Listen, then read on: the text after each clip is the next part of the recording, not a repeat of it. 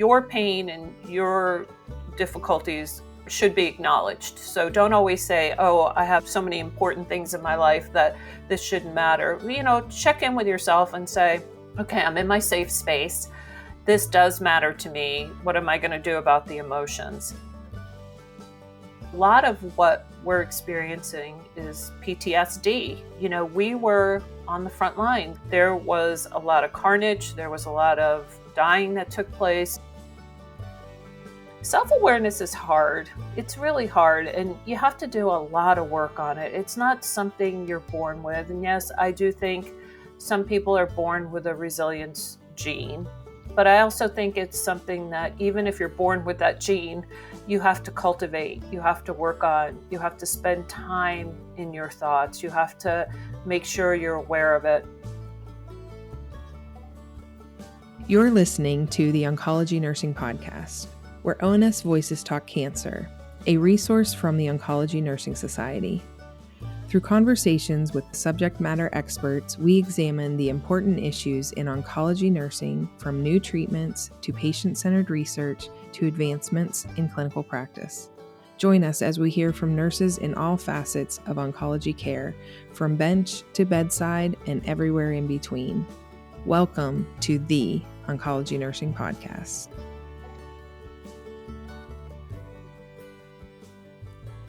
Hello, and welcome to the Oncology Nursing Podcast.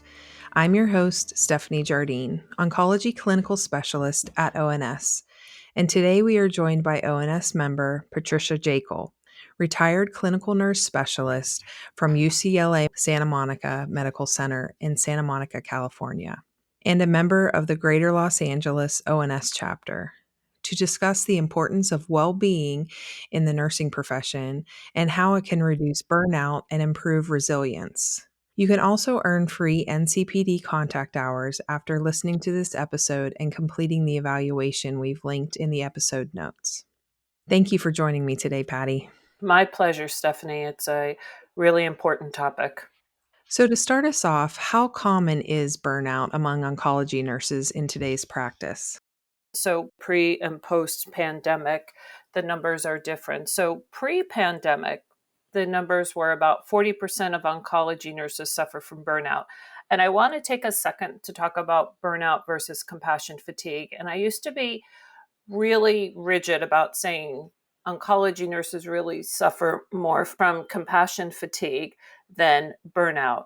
And burnout is really reactionary to work or environmental stressors. So you can see during COVID why burnout has increased. Such things as staffing, workload, management decisions, obviously the use or the supply of PPEs. And it's usually gradual over time, but I think with COVID, it became the next day. I mean, we all were thrown into it. So it wasn't gradual over time. But nurses showed up, they did the work, and now they're suffering more from the burnout. And obviously, we're having more surges of COVID again. And what happens is that nurse, doctor, healthcare worker who's suffering from burnout, they start to withdraw. They start to not want to come to work. They may be angry. They're the person that no one wants to work with because they're in a bad mood today. So those are really key for burnout. Where compassion fatigue, which also in oncology happens because we are so intimate with our patients. We are in that space with them. We are there with them when they get bad news. We're there with them when they get good news. And we have long-term relationships with our patients. And it's really the consequence of caring deeply for our patients. And nurses go on for years and years and years and think they're doing fine. And then all of a sudden they're like, why do I feel this way? Why is that grief following me? Why is that patient still in my mind at midnight when I'm supposed to be sleeping? So what really happens, the outcome is either we leave oncology nursing or we leave nursing, or we say, hey, I've got to fix this. There's something I can do. But back to your question, nurses really are suffering from burnout. It's not just oncology nurses. Obviously, it's all of healthcare right now. So it's something that we really need to look at and really need to make sure that we're offering the right intervention for people. Patty, I'm really glad that you gave that description of the difference, because I think those two things get used interchangeably, but I think there definitely is a difference in them. And it's really important that we can define those differences so that we are speaking to what the issue really is. So thank you for doing that. Yeah, and I used to, like I said, I used to get upset when everybody said, "Oh, I'm burned out, I'm burned out, I'm burned out." And I used to say, "No, you're really suffering from probably compassion fatigue." And there's two different scales to measure them if you're doing research on it. But I do now think with COVID, the majority of people, there's obviously compassion fatigue, but burnout has risen to the top of the pile. Exactly. So you talked about some elements that contribute to burnout. Can you just describe that a little bit more for us? Burnout when you don't have the right kind of staffing. When we changed our staffing ratios in California post second or third surge of burnout on the med surge units. So that was a big change from taking 4 patients and increasing to 5 patients because we just didn't have the staffing. And part of the staffing issue, as we talked about, is burnout. The fact that nurses were given incentives during the surges to work more hours, they got bonuses. So they kind of burned themselves out from taking on all the extra shifts, which was great because you need the help. And then also, a consequence is that many nurses are taking traveling assignments because traveling agencies and hospitals are offering a lot of money for people to come to their hospital and do a traveling assignment. So you do see kind of a mass exodus. And I was talking to my ICU colleague last month, and 40% of her nurses have left the ICU. 40%, Stephanie, think about that and how much time and money it takes to train a competent ICU nurse. Oncology, has in the acute care setting, we only took care of our cancer patients. But one of my units, actually, one of my hematology units that was brand new, actually had to convert to a COVID unit. And the stress, the anxiety, the fear of getting COVID. And we actually had a patient that gave it to, I think, 10 of our staff members because we didn't know the patient was positive because she had been in the hospital for something like 65 days. So she had no visitors. We're not sure where she got it, but she gave it to a huge amount of staff members, which also decreased our staffing, which also increased the stress. Taking the time to put on your PPE, making sure you put it on. And for the first time in my life, I feared for my safety. So I understand exactly what healthcare providers were feeling. And overall, the stress that leads to burnout is I have to take care of myself. And then, my kids are being homeschooled and grandma's watching them, or my oldest child is watching them. How am I going to get groceries? All of those things increased it. And I think what I saw in the staff that I got to supervise and be with was they tried to believe in administration. They tried to hold true, but things were so fluid and changing every day. And I remember one Saturday, gosh, I was there and it was so, so busy. And we had a different N95 mask that had come in, and everybody was so concerned about it because we hadn't been fitted for it. And I had to reassure people that that mask was okay. And when I walked away, I had moral distress because I'm like, is that mask really okay? Am I saying the right thing? Am I doing the right thing? So I think that again all leads to the lack of trust, the change every single day coming in.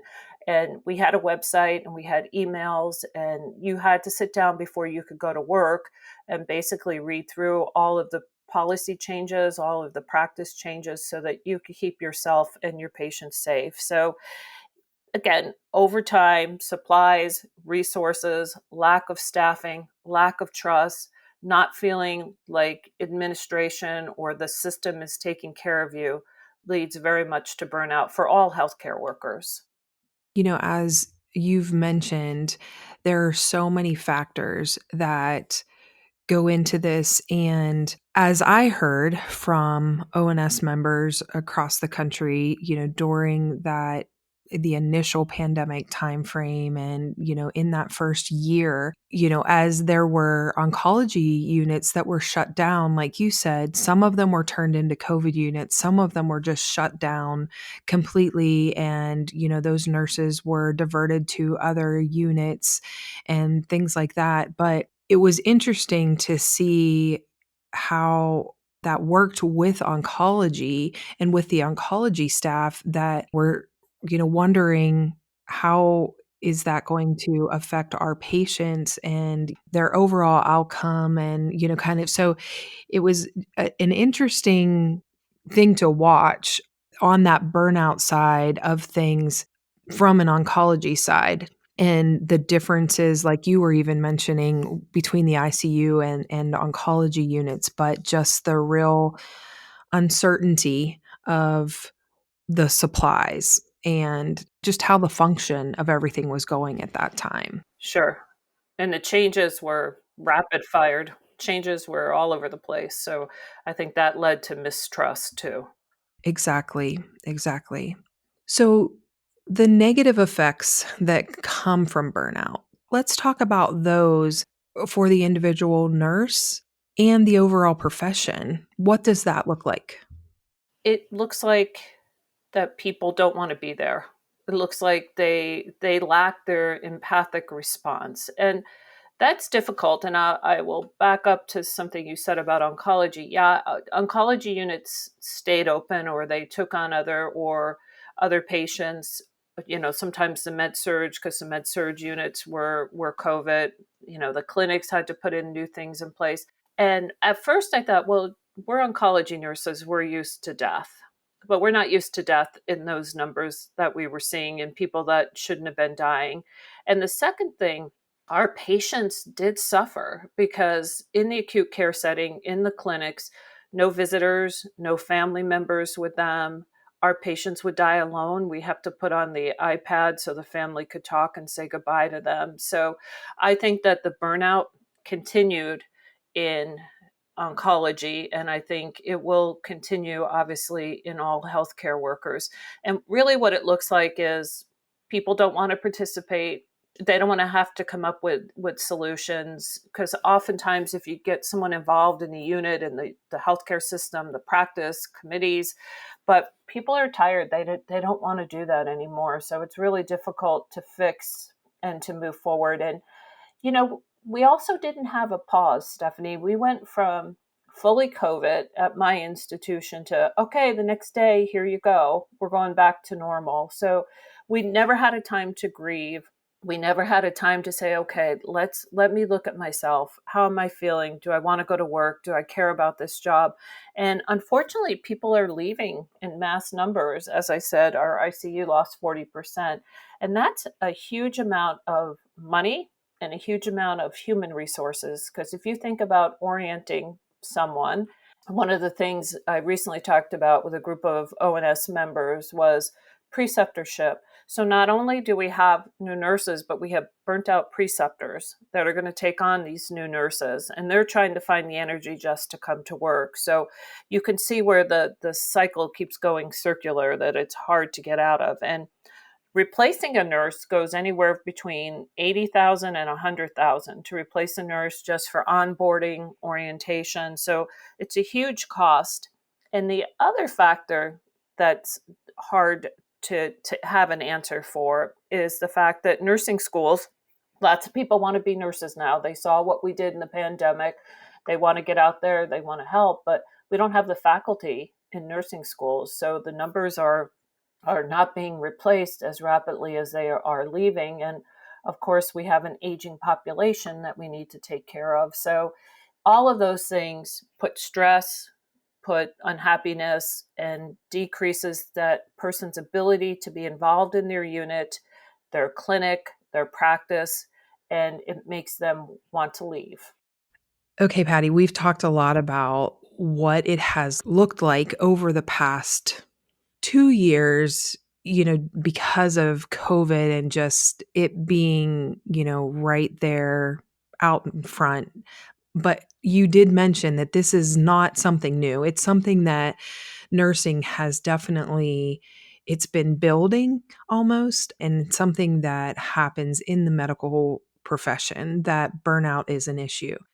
So we've talked about all of that, but how do nurses identify within themselves and make that self recognition or self awareness that they are becoming burnout, or they are, or how do they identify it in a colleague? And, what does that look like, actually taking that step back and doing that internal assessment? That's a great question. And it's not easy to answer, which is makes it an even better question, because how do you recognize it in yourself? You have to have a fair amount of self-awareness, and you have to understand that nursing is a very difficult profession. Even in the clinics, even in surgery, there are patients that don't do well. With COVID, obviously, we had lots of patients dying, and we would hear about it on a daily basis. So, how do you cope with that? How do you deal with that? And how do you deal with the care that's being delivered? And I am a huge believer in having a moral resiliency. And how is your moral resiliency? What is your ethics? Do you think that patient is getting futile treatment? Are we going too long with that patient? Do you have a pathway to understand that? So having that kind of internal dialogue with yourself and being able to say, okay, I'm feeling really anxious. I'm feeling really unhappy. I mentioned earlier, I can't let go of that patient. And that's always a sign for me that I need to do some more work, is that, I'm exercising and I feel like the patient is following me. That is never a good sign. So if you're starting to have those thoughts, if you're not finding pleasure in your work, I mean, we have to have a passion for what we do, and we have to have pleasure in what we do. And you're just there hanging the chemo, starting the IV, accessing the port, but you're not finding joy and meaning with your interactions, both with your patients and your colleagues, or you're angry. I have seen that many times in my practice, where that nurse is so angry and could be very difficult to work with, and they don't recognize it in themselves, but their colleagues may come and talk to the leaders on the unit. And I always say, did you have a dialogue? Did you tell Nurse Nancy that, she was really rude to you when you gave her a report? Let's have a dialogue. Let's see what's going on.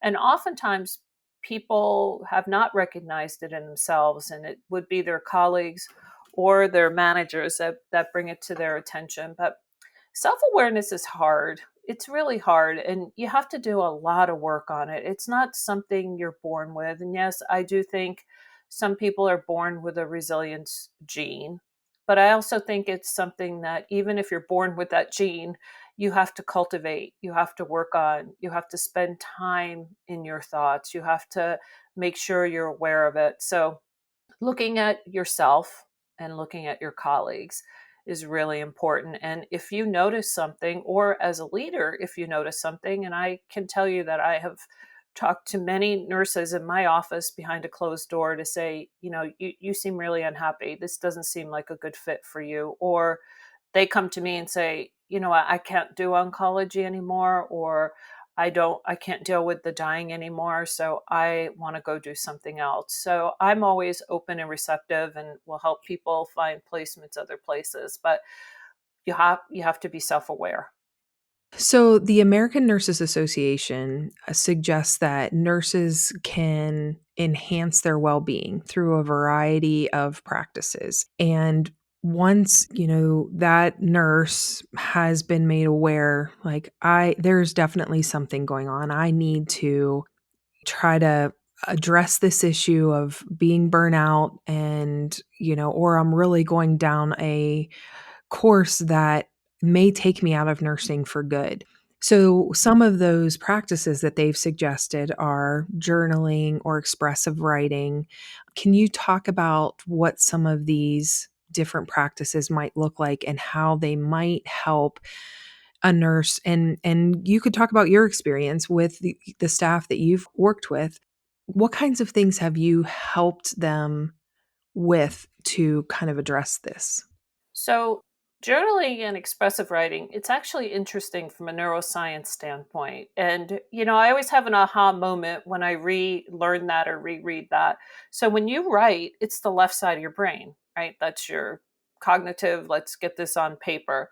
But what it really does is it frees up the right side of your brain to be creative and emotional. So think about if you're writing in your journal and it's very emotional and it's kind of a cleansing, cathartic for you.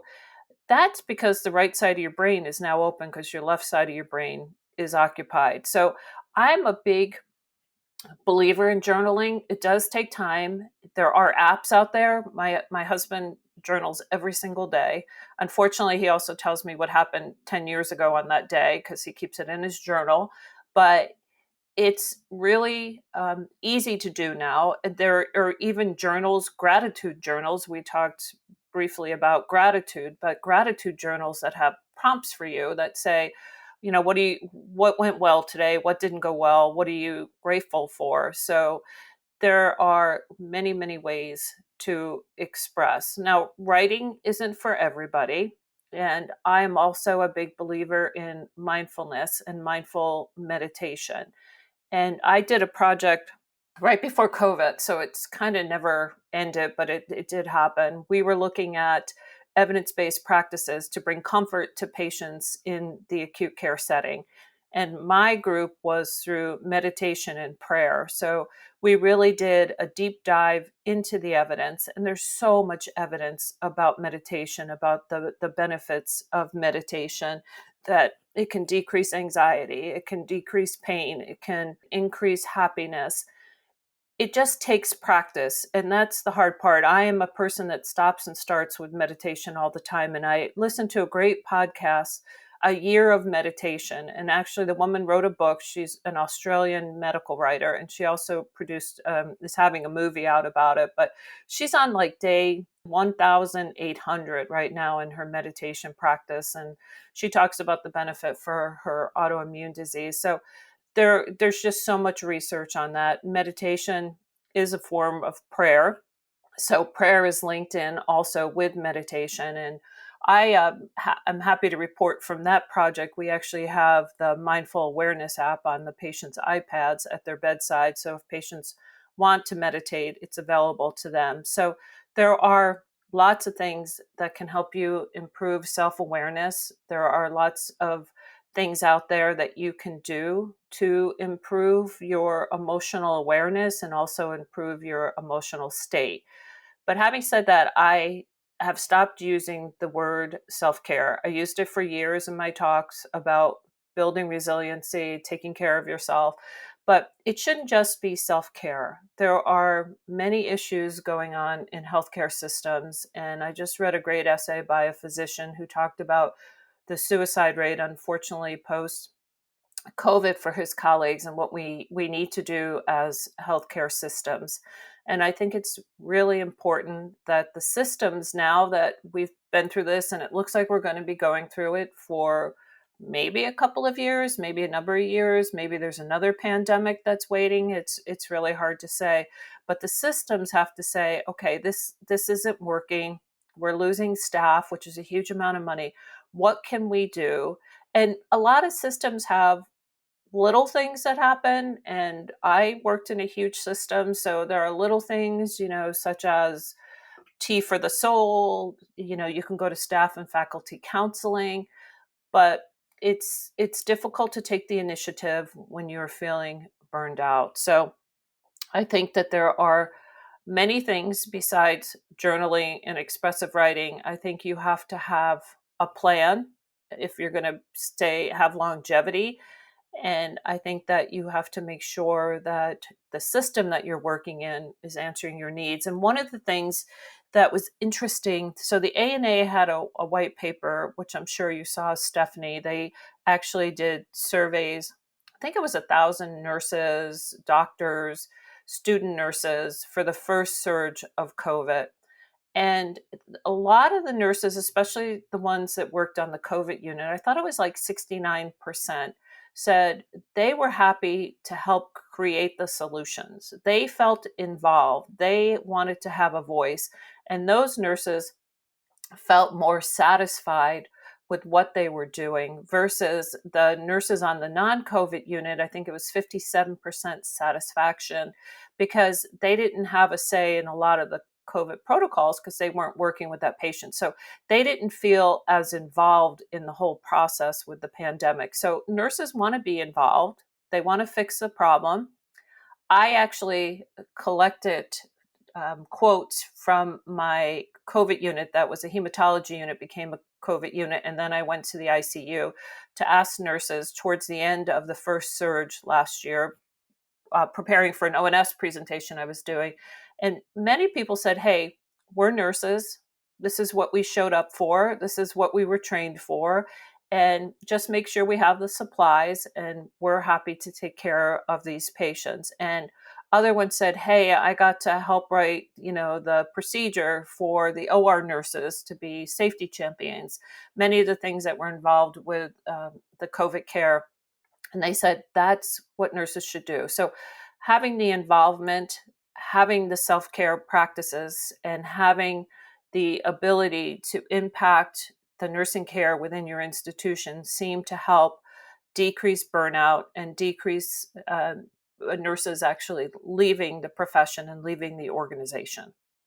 That's amazing. Just all of those pieces that you've talked about, and so many things that are important for us to take back. And I was going to ask you, what can nurses do to create their own programs and practices? And you've already answered that.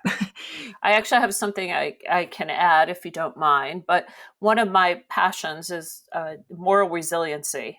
And I've done presentations with Dr. Liz Stokes, who is so articulate on building moral resiliency. And you really have to build your moral resiliency. We really need to bring ethics education on the forefront in nursing schools, in nursing practices, and healthcare systems, because people need to be ethically competent. And I always struggled with, how am I going to make sure my nurses are ethically competent? So we actually do simulation and put an ethics part in that simulation.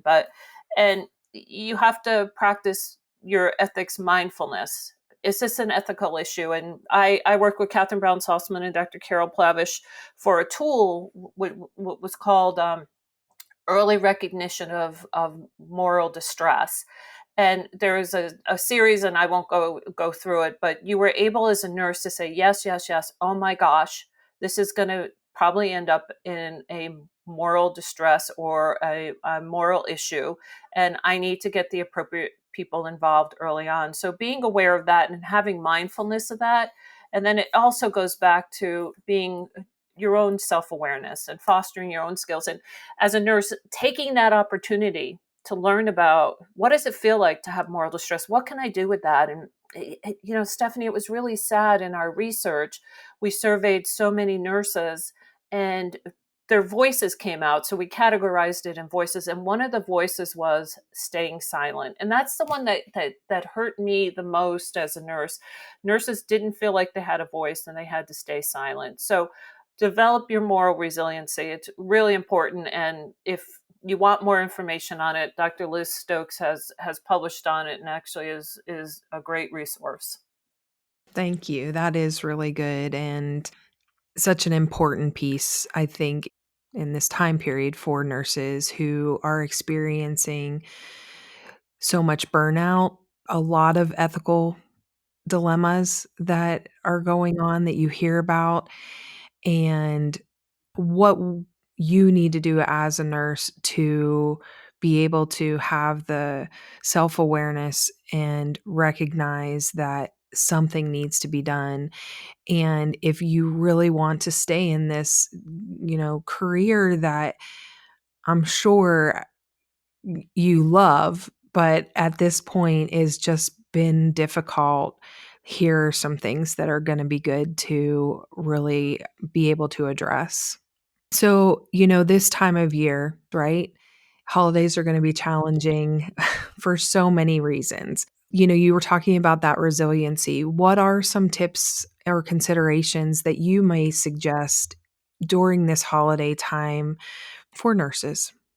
I'd love to say spend time with your family, but I'm going to change it to spend time with the people you love. Because sometimes, obviously, families can be a huge stressor, and it can add to your moral distress and your burnout. So spend time with people that bring you joy and happiness, and do practices like get outdoors. On Christmas Day, I know it's hard and I'm spoiled because I live in Southern California, but really the sunlight, oh my gosh, there's so many studies that look at kids with attention deficit disorder and depression, that if they get out in the sunlight, out in the green, even out in the snow, brings you joy and happiness. And that's one of the things I'm trying to do more in my life, is play, is have things that bring me joy. I mean, going to a concert, I found joy and happiness. I hadn't been to a concert in years, and obviously with the pandemic, they had been put on hold.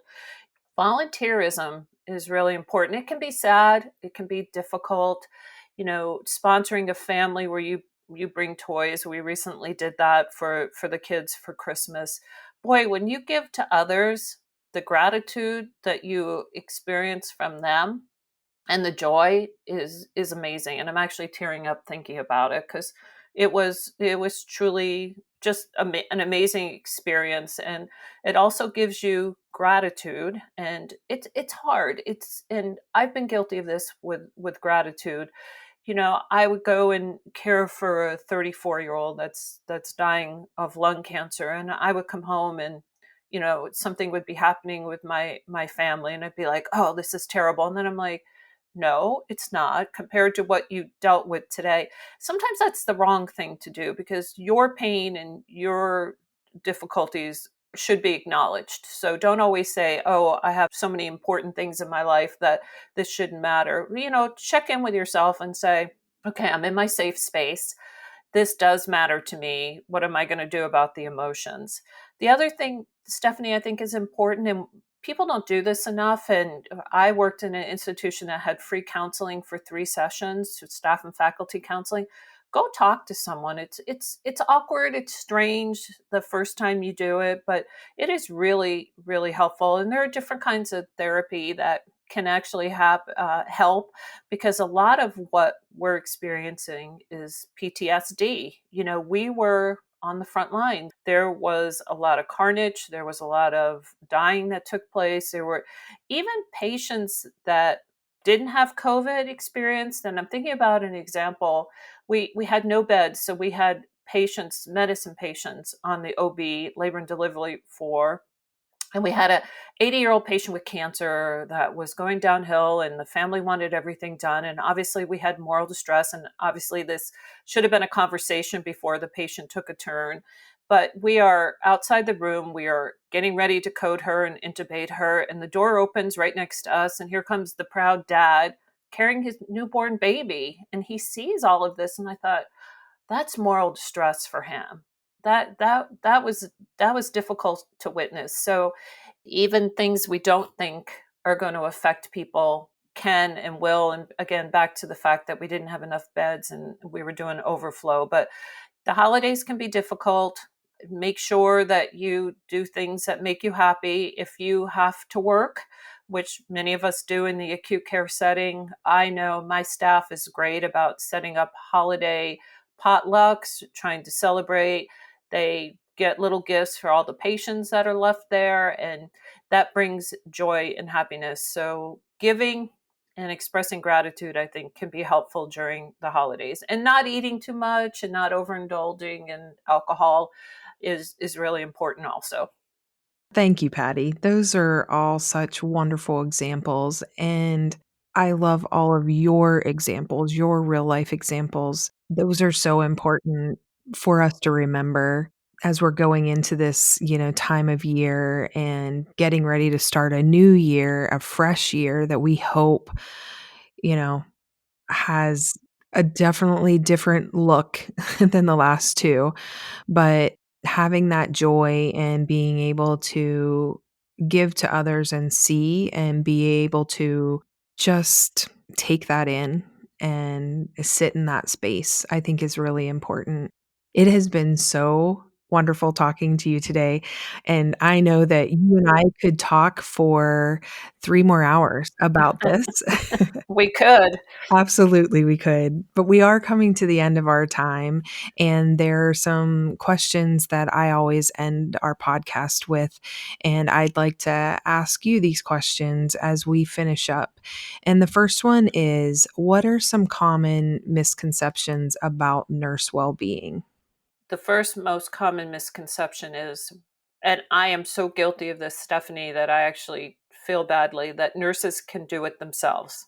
And yes, the ANA has in their code of ethics, it says that nurses have a responsibility for self care, but we have to provide the tools, we have to provide the space.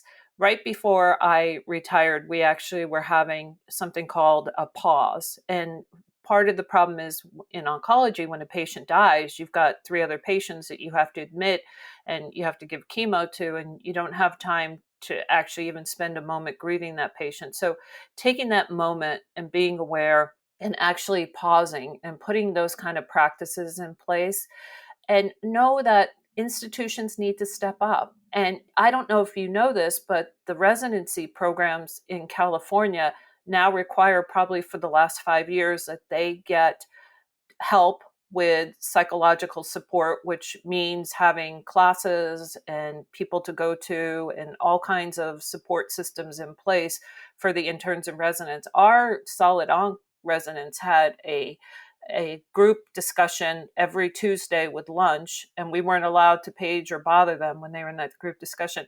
I don't know why that hasn't happened for nursing, why it took the interns and residents first to be recognized. But I do think giving nurses the tool, and yes, we do own some of the responsibility, but fixing the things that were broken during the first, second, and third surges of COVID, I think is really important. And making sure that nurses are at the table having that discussion. And I don't mean just the leadership. I want the frontline nurses at the table saying that didn't work for us, or we feel this way. I think that's really, really important. Good. Next, what's something about well being that's not often discussed, but you wish people knew more about? I think burnout and compassion fatigue, maybe it seems like it's discussed, but it's often not discussed. It's the elephant in the room, and it goes back also to that word self-care that I'm trying not to use, that if you're feeling burned out and you're feeling compassion fatigue, it's really hard to do self-care. And it really goes back to building your practice for resiliency prior to getting to that point so that you're able to function with that, and understanding that we're losing healthcare workers in numbers never seen before, and we need to put a plug on it and say, why are you leaving, what could we have done better, and actually having that exit interview. And I don't think that that's ever discussed. Right. Next one, what additional training or education do oncology nurses need to practice well being? Well, you know my thoughts on that: ethics, ethics, and ethics. And then retreats, having a day or two away from the unit to talk about. Let's talk about journaling. Let's have an expert on meditation in the room to practice meditation. There's so many apps out there.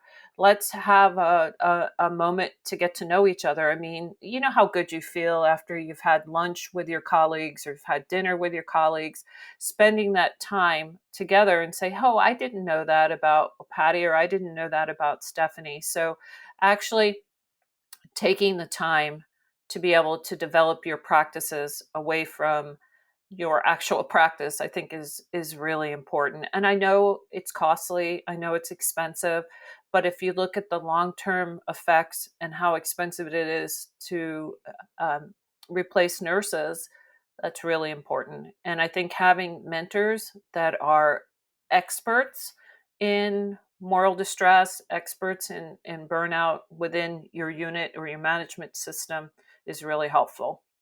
And then my last question is, what are some additional resources for clinicians who want to learn more about resiliency? I think the American Psychological Association has the best education tools on resiliency. I think it is fabulous. And I have used it many times in educating nurses about resiliency. All of the practices that I talk about, they actually increase your resiliency.